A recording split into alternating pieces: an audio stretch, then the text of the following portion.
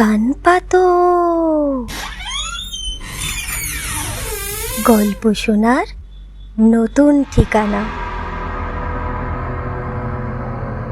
গ্রামের একেবারে শেষ প্রান্তে ছিল একটা পুরনো শ্মশান। লোকজন বলতো সূর্য ডোবার পর সেখানে গেলে আর কেউ ফিরে আসে না। কিন্তু গ্রামের যুবক অরিন্দম এসব কুসংস্কারে বিশ্বাসী ছিল না।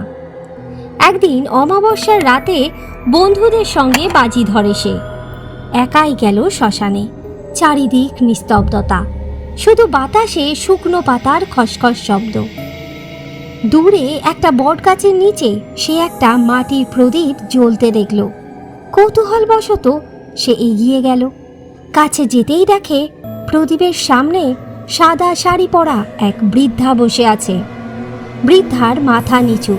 অরিন্দম ডাকল, ঠাকুমা, ঠাকুমা, এত রাতে আপনি এখানে কি করছেন? বৃদ্ধা কোনো উত্তর দিল না। হঠাৎ বৃদ্ধা ধীরে ধীরে মাথা তুলল। অরিন্দমের বুকটা কেঁপে উঠল। বৃদ্ধার মুখে কোনো চোখ নেই, কোনো নাক নেই, শুধু একটা কালো গহ্বর। ভয়ে সে পিছিয়ে যেতে লাগলো। তখনই চারপাশ থেকে ফিসফিস শব্দ ভেসে এলো। চলে যা, চলে যা এখান থেকে, চলে যা। অরিন্দম দৌড়ে পালাতে শুরু করলো, কিন্তু যতই দৌড়ায় সে আবার সেই বটগাছের নিচে ফিরে আসে, যেন শ্মশান তাকে ছাড়ছে না। হঠাৎ তার কাঁধে বরফ ঠান্ডা একটা হাত পড়ল। সে পিছনে তাকিয়ে দেখল সেই বৃদ্ধা তার পিছনেই দাঁড়িয়ে আছে, কিন্তু এবার বৃদ্ধার পা মাটিতে নেই, সে বাতাসে উড়ছে। বৃদ্ধা ভাঙা গলায় বলল, আমার মুখটা দেখেছিস? দেখেছিস? এখন তুই আর ফিরতে পারবি না।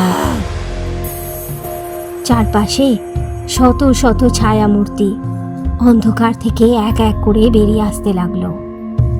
তাদের চোখ দুটো জ্বলছে আগুনের মতো। পরদিন সকালে গ্রামের লোকেরা শ্মশানের বটগাছের নিচে অরিন্দমের জুতো জোড়া পেল, কিন্তু অরিন্দমকে আর কখনো খুঁজে পাওয়া গেল না। তারপর থেকে অমাবস্যার রাতে কেউ ওই শ্মশানের পাশ দিয়ে গেলে শুনতে পায় এক যুবকের আতঙ্কিত চিৎকার, পালাও, পালাও, পালাও, ওরা আসছে, পালাও। আর বটগাছের নিচে দেখা যায় এক ছায়ামূর্তি। সে নিঃশব্দে দাঁড়িয়ে থাকে অন্ধকারের মধ্যে।